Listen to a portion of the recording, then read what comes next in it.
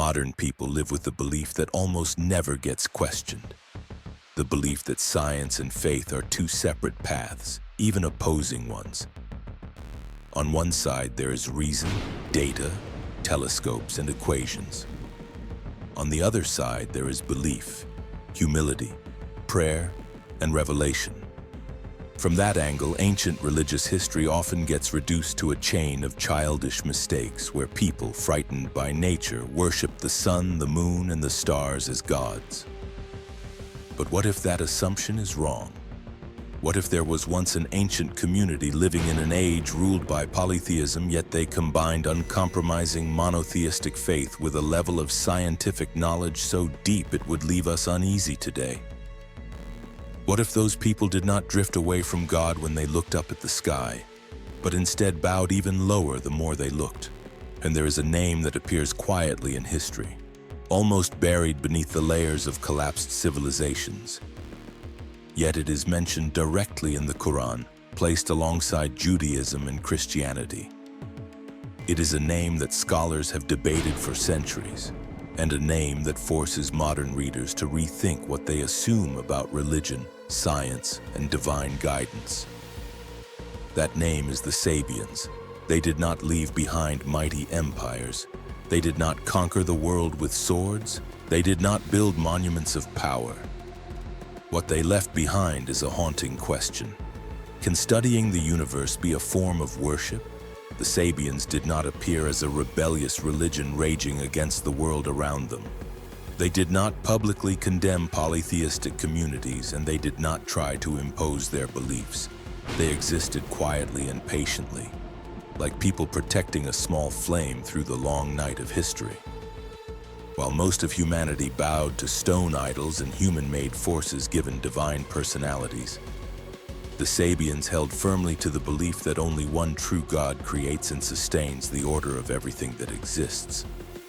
But what made them unusual was not only that they believed in one God. What truly made them a mystery was the way they understood him and approached him. While many communities treated the sky as the home of gods, the Sabians saw the universe as a sacred text. The stars were not meant to be begged. The planets were not meant to be worshipped. They were signs, clues arranged with precision, moving according to an order far beyond human intelligence. For the Sabians, observing the sky did not inflate human pride. It made people realize how small they truly are. Every motion in the heavens was a reminder that the universe is not chaos, and that human existence is not an accident. This is where the Sabians completely break the modern divide between science and faith. For them, learning was not a road that pulled people away from Allah. It was a road that drew them closer. Knowledge was not pursued to dominate nature, but to understand the divine order Allah placed into creation. The precision of astronomical cycles and the harmony of cosmic motion did not make them believe the world could run on its own without God. The opposite happened. The more they understood, the more certain they became that no intelligence besides Allah could establish a system like this. Then the larger question appears, and it is this question that makes the story of the Sabians impossible to ignore. And if they truly were a monotheistic community, if they truly worshipped Allah through reflection on His creation, why have they nearly vanished from humanity's shared memory? What happened to a tradition important enough to be mentioned in the Quran? And even more importantly, why would Allah choose to name them alongside the great religions as a reminder that reaches across time? Welcome to Prophetic History Explained. If from these first minutes you feel something is off about the way we usually understand the history of religion, that is not random. The story of the Sabians is not told to make you feel safe. It exists to shake assumptions that modern thinking has treated as settled facts, and to force us to rethink the relationship between faith, knowledge, and the guidance of Allah. And this is only the beginning. And before we go deeper into the journey of one of the most mysterious traditions ever mentioned in the Quran, take a moment to subscribe to Prophetic History Explained. Your support does not only help the channel keep producing high-quality work with real depth, it also helps us bring you more stories that can change the way you see history, faith, and your own place in this universe. In the earliest millennia of human history, the world was not spiritually quiet. It was an age where political power, fear of nature, and human imagination fused into countless gods. Every city had a guardian deity, every river had a spirit, every star in the sky could become something people begged or sacrificed to. In that world, belief often did not lead people toward humility. It served power, control, and fear about destiny. Yet in the middle of that backdrop, the Sabians appeared not as a loud religious revolution, but as a quiet current that kept flowing in the opposite direction. The Sabians were not born in a historical vacuum. They formed among great civilizations where polytheism had sunk into daily life, law, and even social structure. People did not worship gods only because they believed. They worshipped because they were afraid. Afraid of drought, afraid of disease, afraid of war, afraid of forces they believed controlled their fate from the sky. Yet in that chaos, there were still communities that refused to split the power of the universe among countless beings. The Sabians were among those rare communities. They believed the order of the world could not be the result of gods fighting for dominance. It had to come from the will of one singular, all-powerful, absolute Lord. What stands out is that the Sabians did not build their faith by rejecting their world entirely. They did not lock themselves away in religious islands, and they did not separate themselves from the intellectual life of their time. They lived inside centers of civilization, watched the world with alertness, and chose a different path. While other communities looked at the sky with fear or superstition, the Sabians looked up and asked questions. Not to challenge Allah, but to recognize the order he had set in place. That approach kept them from falling into polytheism, but it also kept them from drifting into spiritual blindness. The Sabian tradition was nourished by a sacred memory, reaching back to the earliest stages of humanity. According to Muslim scholars, and their spiritual roots are connected to the earliest eras of prophetic guidance, when people were still close to the original revelation. The Sabians saw themselves not as founders of a new religion, but as guardians of an older way, a way that existed before the world was shattered by power and ambition. Their faith was more about inheritance than invention, and that is what helped them remain steady in a world that kept changing. Their existence in a polytheistic age also reveals something that is often ignored in the way we tell history. Humanity was never completely swallowed by darkness. Even when most people lost their way, there were always small groups who preserved the light of guidance. The Sabians are proof of that. They did not represent the majority, but they represented continuity. Empires rose and fell. Civilizations appeared and collapsed, but the Sabians maintained their faith with patience, without needing to prove it through strength or territory. What made the Sabians different was not only what they believed, but how they lived. They did not see themselves as the center of the universe, and they did not think Allah existed to serve human desires. They believed the human being must reshape the self to align with the divine order already set.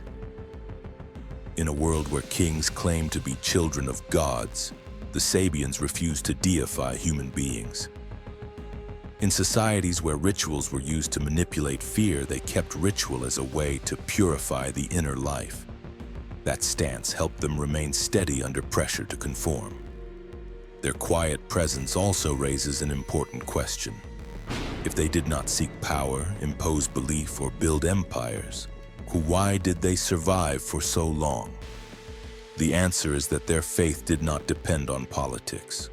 The Sabians did not need a state to protect their religion, because they saw belief as a direct relationship between a person and Allah. When the outside world changed, they adjusted their daily life, but they did not adjust the spiritual core. In that broad landscape of polytheism, the sabians became a living paradox. They were shaped by the ancient world, yet they rose above its spiritual limits. Their existence was a reminder that Allah's guidance is not cut off, even when people turn away. The sabians were not a strange accident of history. They were evidence that truth can survive quietly, patiently, and deeply, even when the world around it seems to forget its real origin.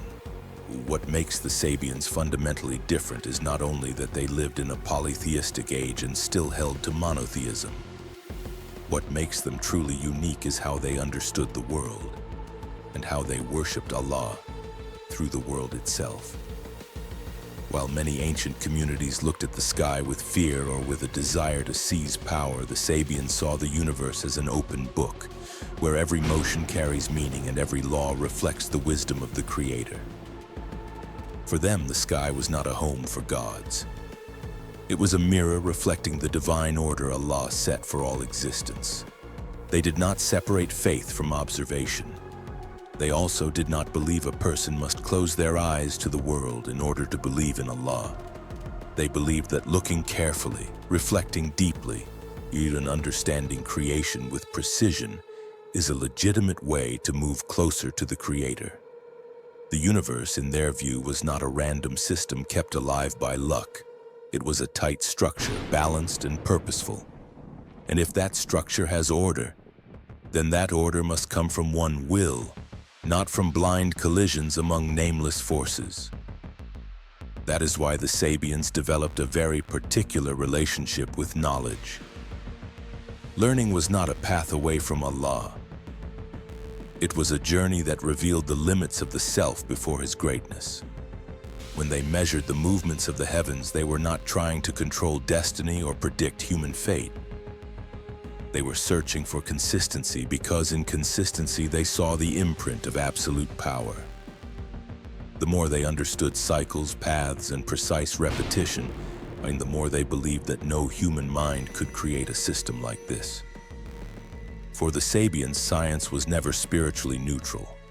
A correct calculation was not only a product of reason, it was a reminder of a perfection beyond human reach. Knowledge without humility leads to arrogance. Knowledge inside worship leads to submission.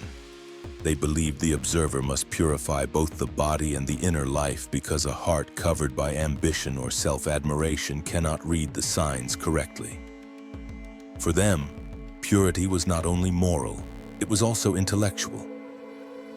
This approach placed them on a path very different from what modern people often imagine when they think about ancient science. They did not use knowledge to claim Allah was unnecessary. Each discovery became another proof of His undeniable presence, and the precision of celestial motion did not make them think the universe could operate without a creator. It made them believe that only an absolute intelligence could establish and sustain such complexity over centuries without deviation. In the Sabian world, looking up at the sky did not make people feel powerful. It made them feel small. Human beings were not the center of the cosmos. They were a tiny part inside a far larger order. That awareness gave their faith its depth. They did not search for Allah through emotional excitement or showy ritual. They searched for Him in the steady return of day and night, in the exactness of cycles, and in a harmony no earthly authority could reproduce. What matters is that the Sabians did not deify the universe. They did not assign the stars their own will or independent power. In all power belonged to Allah. The universe was a means for recognizing Him, not an object meant to replace Him. That is a subtle boundary, but it is decisive.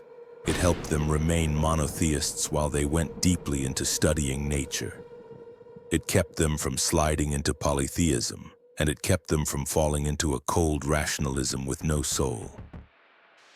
Their way of reading the universe as a sacred book also challenges modern thinking. If they could unite precise knowledge with sincere worship, then the real problem is not science or faith. The problem is how people place them in relation to each other. The Sabians did not try to explain Allah by the universe. They let the universe guide them to a deeper awareness of Allah. Knowledge for them was not the final goal. It was a means to illuminate a greater truth. And this is where the sabians leave a legacy that reaches beyond their era.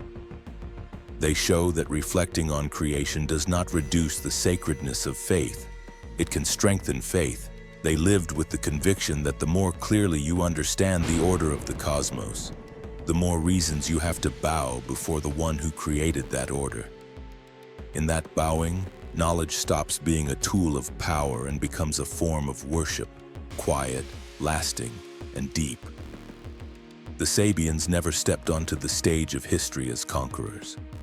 They did not build empires, impose order by force, or try to carve their names into records through political dominance. Their presence unfolded differently, more quietly, and more patiently. Civilizations rose and collapsed, but the sabians remained like watchful observers and silent record keepers, carrying an unannounced mission for centuries, keeping knowledge from breaking apart. In the ancient world, knowledge was fragile. When a city was conquered, libraries burned. When a dynasty fell, generations of accumulated understanding could vanish overnight. The sabians understood this better than most. They did not trust the stability of earthly power. They trusted the endurance of memory and tradition. Knowledge for them was not a tool to rule. It was part of a sacred responsibility. Preserving insight into the order of the universe was also preserving humanity's awareness of Allah, the one who placed that order into creation. That is why they did not chase recognition. They lived on the edges of power, close enough to access the learning of their age, but far enough to avoid being swallowed by politics. And in centuries when war and conflict repeatedly reshaped the world, the sabians became invisible bridges. Knowledge passed through them, refined and protected, carried to the next generation even when their names were not remembered. They did not need to be celebrated because they were not serving human glory. They were serving a longer current of guidance. When Islam appeared, the meeting between the sabians and the early Muslim community did not look like a clash. There was no sweeping rejection and no rushed erasure. There was recognition and continuation.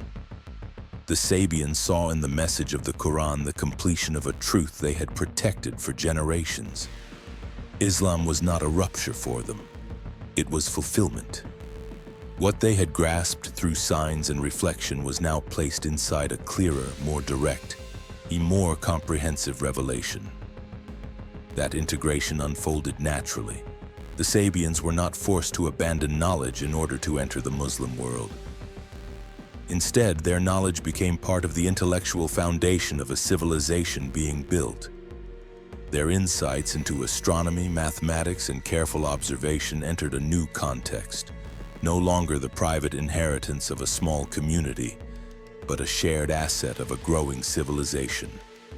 In that process, the sabians gradually faded as a separate religious identity. But what they carried did not fade. What is striking is that they did not resist being absorbed. They did not treat a separate label as the condition for preserving truth. For them, the survival of spirit and knowledge mattered more than the survival of a name. When Islam provided a wider moral and theological framework, and they saw an environment where their legacy could continue and expand. They did not disappear, they transformed. And in that transformation, their role became deeper, even if it became harder to see. They also brought a distinct attitude toward knowledge, the attitude that learning is a moral act, not only an intellectual one. Knowledge must be approached with humility because it reflects Allah's order, not human greatness. That attitude aligned naturally with the Islamic view that seeking knowledge is an obligation, not only to understand the world, but to live rightly within it. Over time, as Islamic civilization formed its own identity, Sabian traces became less visible. But the absence of the name does not mean the absence of influence, and the spirit of uniting reflection on the cosmos with submission to Allah continued in different forms. Studying nature was not treated as stepping away from faith. It became a way to strengthen faith. That harmony was not accidental. It was the result of centuries of the sabians quietly keeping the flame of knowledge alive. The sabians show that history is not shaped only by people standing at the front lines of power. Some people shape history by standing behind the scenes, patiently ensuring that what matters most is not lost when the world changes. They do not need to be remembered as a separate religion to prove their meaning. Their meaning is that they helped a current of knowledge and spiritual awareness pass through the most fragile eras of history and continue in a new form, broader and more far-reaching. When we say the sabians disappeared, we often mean it in the most common historical sense. A community no longer exists. A religion has no followers. A name appears only in books. But that understanding is too shallow for this story. The sabians did not disappear the way empires collapse or civilizations get erased. What ended was their outward form, not the spirit that sustained them for centuries. In reality, the sabians reached completion when the path they protected quietly merged into a greater current of divine guidance. Their fading as a separate community did not come from violence or coercion. It came from natural integration, when a small tradition recognized that its core values were not threatened, but carried into a more complete framework. Islam did not deny the road the sabians walked, and it did not erase their spiritual inheritance. It affirmed that Allah's guidance was never cut off, and that every sincere community is part of a larger design. In that design, the sabians were not an isolated branch. They were an important link between different eras of faith. This is where their story becomes a powerful reminder of how Allah guides humanity. Guidance does not always appear in the same shape, and it does not always speak in the same language. Some communities find their way through detailed law. Some are guided by direct revelation. Some, like the sabians, are guided through deep reflection on creation. That diversity is not a sign of contradiction. It is a sign of mercy. Allah tests each community through what fits its circumstances and capacity. The sabians found Allah by reading the universe as an open text, and that path did not pull them away from submission. It drove them into deeper submission. The more they understood the order of creation, the more they realized that human beings cannot stand equal to the one who established that order. That is exactly why their legacy still matters today. In an age where knowledge is often used to inflate the ego and claim power, the sabians remind us that knowledge can lead to humility. Their story also makes something clear. Not everything valuable must survive as an independent community in order to keep influencing the world. Some legacies are preserved best when they merge into something larger. The sabians took that path, even if they could not have imagined that their integration would help shape a vast civilization in the future. Because of that choice, their spirit was not frozen in the past. It kept living, changing, and shaping how people understand the relationship between faith and knowledge. Their legacy also challenges the way we talk about religious history. History is often narrated as replacement, where the new arrives to erase the old. This story shows a different model, the model of completion. What the sabians reached through reflection and signs was confirmed and expanded by Islam through revelation. There was no total negation, but continuation at a deeper level. It shows that Allah does not waste any sincere human effort in the search for truth. In today's world, where many people feel pressured to choose between faith and knowledge, between religion and science, the sabians offer another perspective. They prove that the issue is not knowledge itself, but the purpose and attitude behind it. When knowledge is pursued to replace Allah, it leads to arrogance. When knowledge is pursued to recognize Allah's order, it becomes worship. The sabians did not treat understanding the universe as competition with faith. They treated it as a way to strengthen faith. Perhaps the greatest gift they left is not a specific technique of observation or a particular astronomical model. It is the way they placed the human being inside the universe. The human being is not an absolute master, and not an abandoned creature in a meaningless world. The human being is invited to reflect, encouraged to read the signs, and required to submit to the will of the Creator. The sabians lived that invitation with patience even when few people noticed them. So the sabians are not truly a lost religion. They exist wherever people seek Allah with both mind and heart, with both observation and humility. Their legacy lives in the idea that creation does not hide Allah. It points to Him, and in that sense the sabians do not belong only to the past. They remain a reminder that the paths toward truth can be diverse, but the destination is always one. From that story, we can draw practical lessons for life today. The first lesson is intellectual humility. In a world where knowledge is often turned into a weapon for self-display, the sabians remind us that knowledge is valuable only when it produces humility, not arrogance.